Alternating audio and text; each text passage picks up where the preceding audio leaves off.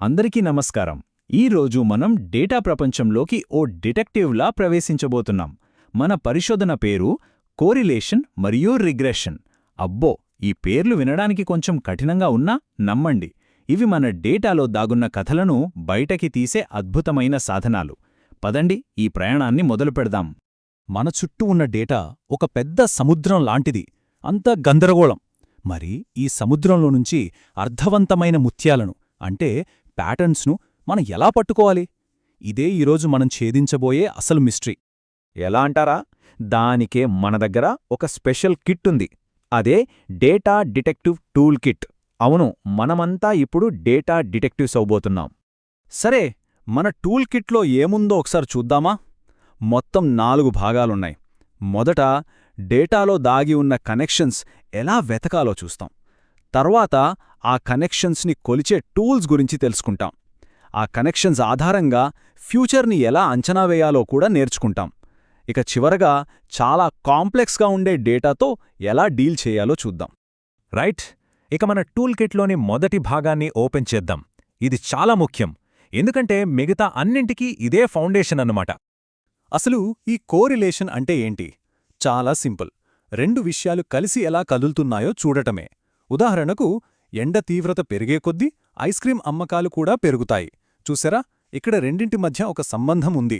అయితే ఇక్కడొక చాలా ముఖ్యమైన విషయం గుర్తుపెట్టుకోవాలి.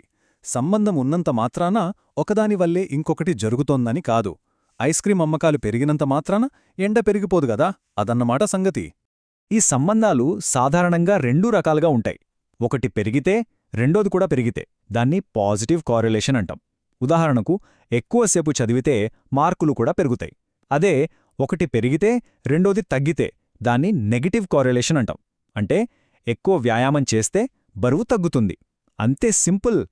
మరికొన్నిసార్లు 2 విషయాల మధ్య అస్సలు ఏ సంబంధమే ఉండదు. ఉదాహరణకి, మనం రోజుకు తాగే కాఫీల సంఖ్యకు మన జుట్టు పొడవుకు ఏమైనా సంబంధముందా? ఏమీ లేదు. అలాంటి సందర్భాల్లో కోరిలేషన్ 0. అంటే ఆ 2 ఒకదానితో ఒకటి సంబంధం లేకుండా వాటి దారిన వెళ్తున్నాయన్నమాట. ఓకే, సంబంధం ఉందో లేదో చూడటం ఎలాగో అర్థమైంది. కానీ ఆ సంబంధం ఎంత బలంగా ఉంది, దాని డైరెక్షన్ ఏంటి అని ఖచ్చితంగా కొలవాలి కదా. దానికోసం మన టూల్ కిట్లో ఏమున్నాయో ఇప్పుడు చూద్దాం. మన డిటెక్టివ్ కిట్లో రకరకాల లెన్సులున్నాయి. ప్రతి లెన్సు ఒక్కో రకమైన డేటాని చూడటానికి ఉపయోగపడుతుంది. మన దగ్గరున్న డేటా స్ట్రెయిట్ లైన్లా వెళుతుంటే పియర్సన్ లెన్స్ వాడతాం. అదే డేటాని ర్యాంకుల పరంగా చూడాల్సొస్తే స్పియర్మ్యాన్ లెన్స్ వాడతాం. ఇక డేటాని 2 గ్రూపులుగా విడదీసినప్పుడు బైసీరియల్ లెన్సులు వాడతాం. ఒక్కో లెన్సు మనకొక కొత్త కోణాన్ని చూపిస్తోందన్నమాట. మన డేటా ఖచ్చితంగా ఒక సరళ రేఖలా కాకుండా సుమారుగా ఒకే దిశలో వెళ్తుందనుకోండి, అప్పుడు ఈ స్పియర్మ్యాన్ రో అనే టూల్ ఒక హీరోలా ముందుకొస్తుంది. దీన్నే మోనోటోనిక్ సంబంధం అని అంటారు. అంటే ఒకటి పెరిగితే రెండోది కూడా పెరుగుతుంది, కానీ ఒకే స్పీడ్లో పెరిగాల్సిన పనిలేదు. ఇది అసలు విలువల కన్నా వాటి ర్యాంకుల మీదే ఎక్కువ ఫోకస్ చేస్తుంది. అందుకే ఇది చాలా ఫ్లెక్సిబుల్. ఈ ఫార్ములా చూసి కంగారు పడాల్సిన అవసరమే లేదు. మనం మ్యాథ్స్ ఎక్స్పర్ట్స్ అవ్వక్కర్లేదు. సింపుల్గా చెప్పాలంటే ఇది కేవలం ర్యాంకుల మధ్య తేడాలను బట్టి సంబంధం ఎంత బలంగా ఉందో లెక్కిస్తుంది, అంతే. ఇది ఎలా పనిచేస్తుందో 3 సింపుల్ స్టెప్స్లో చూద్దాం. ఫస్ట్, మన దగ్గరున్న డేటాకి ర్యాంకులిస్తాం. ఫస్ట్ ర్యాంక్, సెకండ్ ర్యాంక్ అలా. తర్వాత ప్రతి జతలో ఉన్న ర్యాంకుల మధ్య తేడాని కనుక్కుంటాం. చివరగా ఆ తేడాలను తీసుకెళ్లి ఫార్ములాలో వేస్తాం. అంతే, మనకు కావలసిన సమాధానం వచ్చేస్తుంది. ఇప్పుడు ఈ స్లైడ్ చాలా ముఖ్యం, ఎందుకంటే సరైన సందర్భంలో సరైన టూల్ వాడటం చాలా అవసరం. చూడండి, మన డేటాలో కొన్ని విచిత్రమైన విలువలు అంటే అవుట్లయర్స్ ఉన్నాయనుకోండి.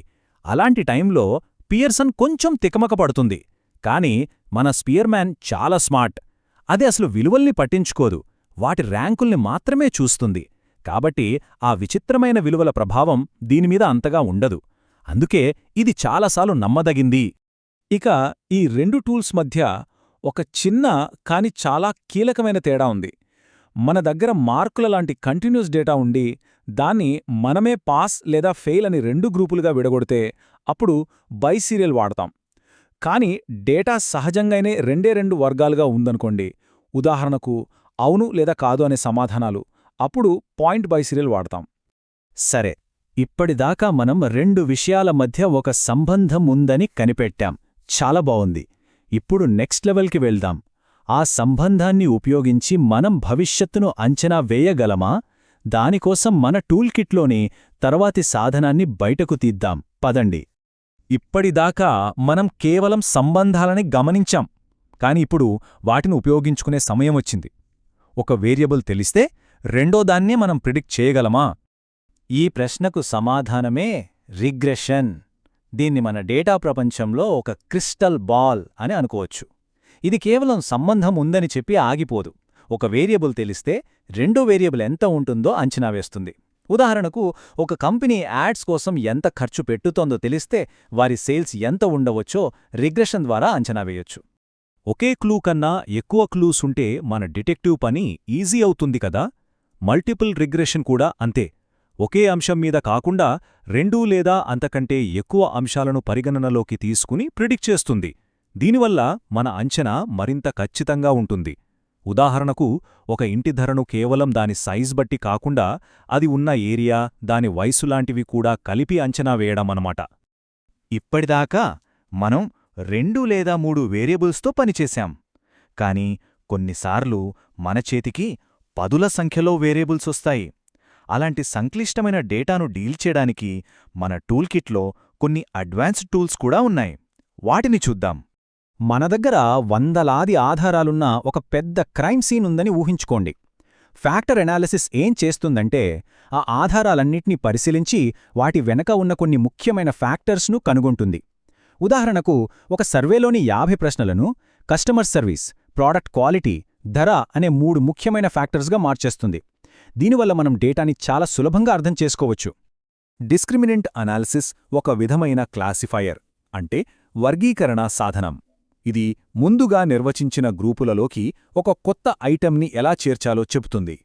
ఉదాహరణకు, ఒక బ్యాంక్ కస్టమర్ యొక్క ఆదాయం, వయస్సు, క్రెడిట్ హిస్టరీ లాంటి వివరాలు చూసి వారు తీసుకున్న లోన్ను కరెక్ట్గా తిరిగి చెల్లిస్తారా లేదా డీఫాల్ట్ అయ్యే అవకాశం ఉందా అని వర్గీకరించడానికి ఈ టెక్నిక్ను వాడుతుంది.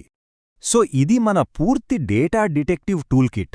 కోరెలేషన్ అనే భూతద్దంతో సంబంధాలను వెతుకుతాం, రిగ్రెషన్ అనే క్రిస్టల్ బాల్తో భవిష్యత్తును అంచనా వేస్తాం, ఇంకా ఫ్యాక్టర్, డిస్క్రిమినెంట్ అనాలిసిస్ లాంటి అడ్వాన్స్డ్ టూల్స్తో డేటాలో దాగి ఉన్న బ్లూ ప్రింట్ను బయటకు తీస్తాం. చూసారుగా మన టూల్ కిట్ ఎంత శక్తివంతమైనదో. ఈ సాధనాలతో డేటాలో దాగి ఉన్న ఎన్నో అద్భుతమైన కథలను, రహస్యాలను మనం వెలికితీయొచ్చు. ఇప్పుడు అసలు ప్రశ్నేంటంటే, ఈ టూల్స్ ఉపయోగించి మన చుట్టూ ఉన్న ప్రపంచంలో మనం ఏ కొత్త రహస్యాలను ఛేదించబోతున్నాం ఆలోచించండి.